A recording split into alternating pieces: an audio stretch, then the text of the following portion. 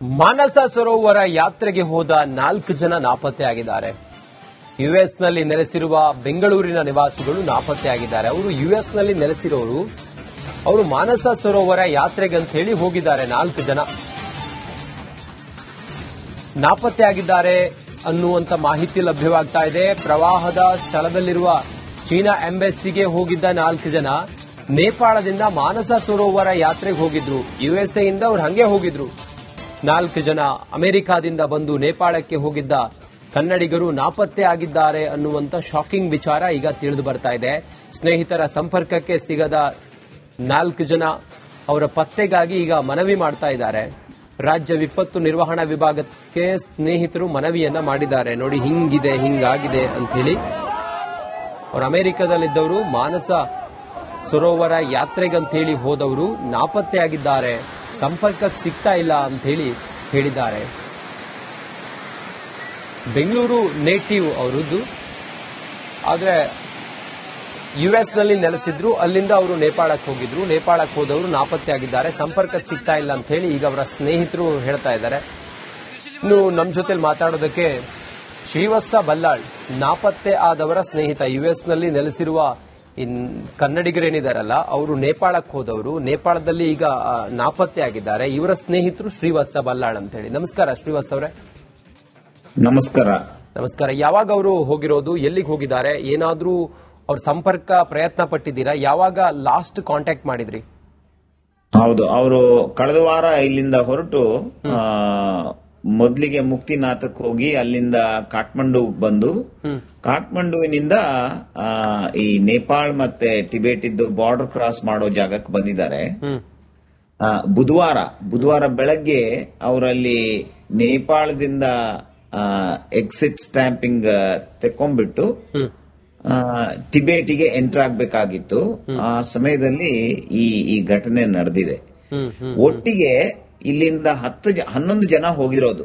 4 ಜನ ಅಂತ ಹೇಳಿದ್ರಿ ನೀವು, 11 ಜನ ಹೋಗಿದ್ದಾರೆ. ಅದರಲ್ಲಿ ಒಬ್ಬರಿಗೆ ಚೈನಾದ ವೀಸಾ ಸಿಕ್ಕಿಲ್ಲ.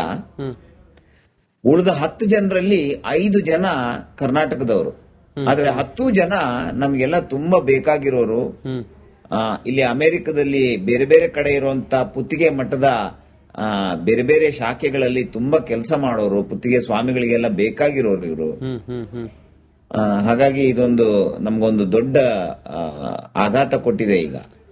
ಸೊ 5 ಜನ ಕನ್ನಡಿಗರು ಮತ್ತೆ 5 ಜನ ಬೇರೆ ರಾಜ್ಯದವರು, ಒಟ್ಟಾಗಿ ಎಲ್ಲರೂ ಅಮೆರಿಕದಲ್ಲೇ ಬೇರೆ ಬೇರೆ ಜಾಗದಲ್ಲಿ ಇರ್ತಿದ್ದವರು. ಬುಧವಾರ ಬೆಳಗ್ಗೆ ನೇಪಾಳ್ ಟೈಮ್ 8:45 ಹೊತ್ತಿಗೆ ಅವರಿಂದ ಲಾಸ್ಟ್ ಕಮ್ಯುನಿಕೇಶನ್ ಬಂದಿರೋದು. ಓಕೆ, ಶ್ರೀವತ್ಸ ಅವರೇ, ಅವರು ಕರ್ನಾಟಕದವರು ಅಂತ ಹೇಳಿದ್ರಿ. ಕರ್ನಾಟಕದ ಯಾವ ಮೂಲದವರು? ಈಗ ಅವರ ಕುಟುಂಬದವರೇನಾದ್ರೂ ಅವ್ರನ್ನ ಸಂಪರ್ಕ ಮಾಡೋ ಪ್ರಯತ್ನ ಮಾಡಿದಾರಾ? ಎಲ್ಲರೂ ಪ್ರಯತ್ನ ಮಾಡ್ತಾ ಇದ್ದೇವೆ. ಇವರು ಬೆಂಗಳೂರು, ಮೈಸೂರು, ಬಳ್ಳಾರಿ, ಉಡುಪಿ ಈ ಕಡೆಯಿಂದ ಎಲ್ಲ ಬಂದಿರೋರು. ಅವರ ಸಂಬಂಧಿಕರು ಅಮೆರಿಕದಲ್ಲಿರೋರು, ನಾವು ಫ್ರೆಂಡ್ಸು ಎಲ್ಲರೂ ಜೊತೆಗೆ ಬೇರೆ ಬೇರೆ ಕಡೆಯಿಂದ ಅವ್ರನ್ನ ಸಂಪರ್ಕ ಮಾಡೋದಕ್ಕೆ ಪ್ರಯತ್ನ ಮಾಡ್ತಾ ಇದ್ದೀವಿ. ನಾನು ಹೇಳಿದ್ನಲ್ಲ, 8:45 ನೇಪಾಳ್ ಟೈಮ್ ಬುಧವಾರ ಬೆಳಗ್ಗೆ ಅವರ ಲಾಸ್ಟ್ ಕಮ್ಯುನಿಕೇಶನ್ ಬಂದಿದ್ದು. ಅದರ ನಂತರ ನಮಗೆ ಅವರಿಂದ ಕಮ್ಯುನಿಕೇಶನ್ ಸಿಕ್ಕಿಲ್ಲ. ಓಕೆ, ಶ್ರೀವತ್ಸ ಅವರ ಲಾಸ್ಟ್ ಕಮ್ಯುನಿಕೇಶನ್ ಅಲ್ಲಿ ಅವರು ನಿಮ್ಮ ಹತ್ರ ಏನ್ ಹೇಳಿದ್ರು, ಅಥವಾ ಅವ್ರ ಕುಟುಂಬದವ್ರ ಜೊತೆ ಏನಂತ ಮಾತಾಡಿದ್ರು? ಆ ಫ್ಲಡ್ ಬಗ್ಗೆ ಏನಾದ್ರು ಹೇಳಿದ್ರಾ? ಫ್ಲಡ್ ಬಗ್ಗೆ ಅಂತ ಏನು ಹೇಳಲಿಲ್ಲ. ಇಲ್ಲಿ ಅದರಲ್ಲಿ ಒಬ್ರು ಮೆಸೇಜ್ ಮಾಡಿದವರು, ಇಲ್ಲಿ ಆ ತ್ರಿಶೂಲಿ ನದಿಯಲ್ಲಿ ಏನೋ ಸ್ವಲ್ಪ ಅವಘಡ ಆಗ್ತಾ ಇದೆ ಅಂತ ಕೇಳಿ ಬರ್ತಾ ಇದೆ. ಹಂಗೆ ಇಲ್ಲಿ ಜಾಗ ಎಲ್ಲ ಸ್ವಲ್ಪ ಕೆಸರು ಮತ್ತೆ ನೀರು ಜಾಸ್ತಿ ಆಗ್ತಾ ಇದ್ದಂಗೆ ಕಾಣ್ತಾ ಇದೆ ಅಂತ ಅಷ್ಟೇ ಹೇಳಿದ್ರು. ಅದು ಬಿಟ್ರೆ ಬೇರೆ ಯಾವ ಸೂಚನೆನೂ ಯಾರಿಗೂ ಸಿಕ್ಕಿರ್ಲಿಲ್ಲ, ಕೊಟ್ಟಿರ್ಲಿಲ್ಲ. ಅವ್ರು ಎಷ್ಟು ದಿನದ ಪ್ರವಾಸ ಆಗಿತ್ತದು? ಮಂದಿರಗಳ ಭೇಟಿ ಎಷ್ಟು ದಿನದ್ದಾಗಿತ್ತು? ಎಷ್ಟು ದಿನ ಕಂಪ್ಲೀಟ್ ಆಗಿತ್ತು? ಅದು ಒಂದು ಅಪ್ರಾಕ್ಸಿಮೇಟ್ಲಿ 3 ವಾರದ ಪ್ರವಾಸ. ಇಲ್ಲಿಂದ ಹೊರಟವರು ಒಂದು 2 ರಿಂದ 3 ವಾರದಲ್ಲಿ ಅಲ್ಲಿ ಎಲ್ಲ ಹೋಗಿ ವಾಪಸ್ ಬರೋರಿದ್ರು. ಅವರು ಯುಎಸ್ ಅಲ್ಲೇ ಸೆಟ್ಲ್ ಆಗಿರೋರ ಸರ್? ಹೌದು, ಇವರೆಲ್ಲರೂ ಸಾಧಾರಣ 25 ರಿಂದ 30-35 ವರ್ಷದವರೆಗೆ ಅಮೆರಿಕದಲ್ಲೇ ಇರೋರು.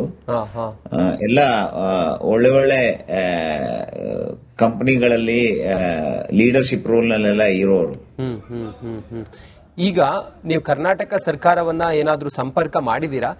ಹೀಗೆ ಆಗಿದೆ ಅನ್ನೋದ್ರ ಬಗ್ಗೆ ಯಾರನ್ನ ಸಂಪರ್ಕ ಮಾಡಿದ್ರೆ ಅವರಿಂದ ಏನ್ ನಿಮ್ಗೆ ರಿಯಾಕ್ಷನ್ ಬಂದಿದೆ?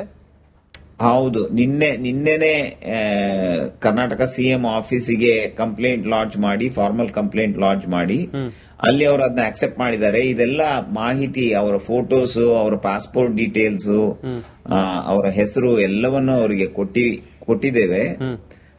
ಅದೇ ತರ ಅಲ್ಲಿಂದ PMO ಆಫೀಸಿಗೂ ಕಂಪ್ಲೇಂಟ್ ಲಾಂಚ್ ಮಾಡಿದ್ದೇವೆ. ಸೊ ಅಲ್ಲಿಂದೆಲ್ಲ ನಾವು ಪ್ರಯತ್ನ ಮಾಡ್ತೇವೆ ಅಂತ ಹೇಳುವಂತ ರೆಸ್ಪಾನ್ಸ್ ಮಾತ್ರ ಬಂದಿದೆ.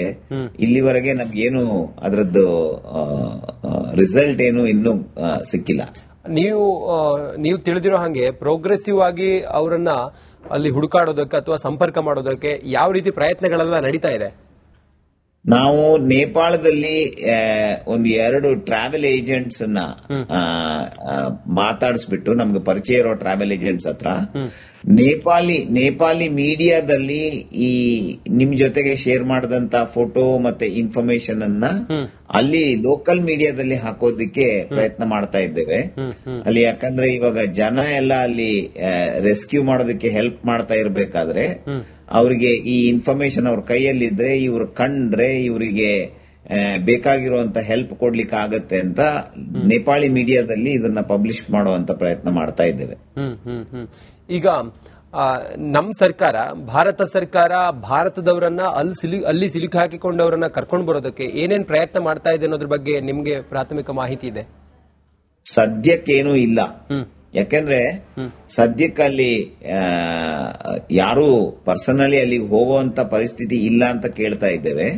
ಬಟ್ ಇಲ್ಲಿವರೆಗೆ ನಮಗೆ ಗವರ್ಮೆಂಟ್ ಇಂದ ಆ ಬಗ್ಗೆ ಏನು ಸ್ಪೆಸಿಫಿಕ್ ಆದ ಇನ್ಫಾರ್ಮೇಶನ್ ಬಂದಿಲ್ಲ. ಹಾಗೆ ಈಗ ಅವ್ರನ್ನ ಒಟ್ಟು 5 ಜನ ಕರ್ನಾಟಕದವರು ಅಂತ ಹೇಳಿದ್ರಿ. ಅವರ ಫ್ಯಾಮಿಲಿಯವರು ತಮ್ಮ ಜೊತೆ ಏನಾದ್ರು ಕಾಂಟ್ಯಾಕ್ಟ್ ಅಲ್ಲಿದಾರ?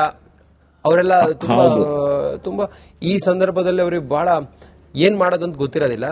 ಸಹಾಯವಾಣಿ ಆ ರೀತಿ ಏನಾದ್ರು? ಹೌದು, ಇಲ್ಲಿ ನಾವೆಲ್ಲರೂ ಫ್ರೆಂಡ್ಸ್ ಆಗಿದ್ರು ಒಂದು ಕ್ಲೋಸ್ ನಿಟ್ ಫ್ಯಾಮಿಲಿ ತರನೇ ಇದ್ದೇವೆ. ಯಾಕಂದ್ರೆ ನಾವೆಲ್ಲ ತುಂಬಾ ಜೊತೆಗೆ ಬೇರೆ ಬೇರೆ ಪ್ರಾಜೆಕ್ಟ್ ಗಳನ್ನ ಇವ್ರು ಇಲ್ಲಿಂದ ಹೊರಡೋ ಮುಂಚೆ ಮಾಡಿದ್ದೇವೆ. ಸೊ ಹಾಗಾಗಿ ನಮಗೆ ಅವ್ರು ಬರೀ ಫ್ರೆಂಡ್ಸ್ ಮಾತ್ರ ಅಲ್ಲ, ನಮಗೆ ಫ್ಯಾಮಿಲಿ ಮೆಂಬರ್ಸ್ ಇದ್ದ ಹಾಗೇನೆ. ಸೊ ಇಲ್ಲಿ ನಾವೊಂದು ಕಾಮನ್ ಝೂಮ್ ಬ್ರಿಡ್ಜ್ ಮಾಡಿಕೊಂಡು ಅದರಲ್ಲಿ ಥ್ರೂ ಔಟ್ ದ ಡೇ ಏನ್ ಇನ್ಫಾರ್ಮೇಶನ್ ಬರುತ್ತೋ ಅದನ್ನ ಎಕ್ಸ್ಚೇಂಜ್ ಮಾಡ್ತಾ ಇದ್ದೇವೆ. ಅದೇ ತರ ಒಂದು ವಾಟ್ಸ್ಆಪ್ ಗ್ರೂಪ್ ನಲ್ಲಿ ಎಕ್ಸ್ಚೇಂಜ್ ಮಾಡ್ತಾ ಇದ್ದೇವೆ. ಈಗ ನಾನು ನಿಮ್ಮ ಹತ್ರ ಮಾತಾಡ್ತಾ ಇರೋ ಇನ್ಫಾರ್ಮೇಶನ್ ಕೂಡ ವಾಟ್ಸ್ಆಪ್ ಗ್ರೂಪ್ ನಲ್ಲಿ ಎಲ್ಲ ಫ್ಯಾಮಿಲಿ ಕನ್ಸೆಂಟ್ ಕೊಟ್ಟ ಮೇಲೆನೆ ನಾನು ನಿಮ್ಮ ಹತ್ರ ಮಾತಾಡ್ತಾ ಇರೋದು ಅವ್ರ ಪರವಾಗಿ. ಓಕೆ ಶ್ರೀವಾಸ್ ಅವರೇ, ಆದಷ್ಟು ಬೇಗ ಅವರು ವಾಪಸ್ ಬರಲಿ. ಕರ್ನಾಟಕದಿಂದ ಏನ್ ಸಹಕಾರ ಆಗಬೇಕು ಸರ್ಕಾರದಿಂದ, ನಾವು ಕೂಡ ನಿಮ್ ಜೊತೆಗಿರ್ತೀವಿ. ಆದಷ್ಟು ಬೇಗ ಅವರು ವಾಪಸ್ ಬರಲಿ ಅಂತ ಹೇಳಿ ಹಾರೈಸ್ತೀವಿ. ಥ್ಯಾಂಕ್ ಯು, ನೀವು ನಮ್ಮೊಟ್ಟಿಗೆ ಇಷ್ಟೊತ್ತು ಮಾತಾಡಿದ್ದಕ್ಕೆ ಶ್ರೀವಾಸ್ ಅವರೇ.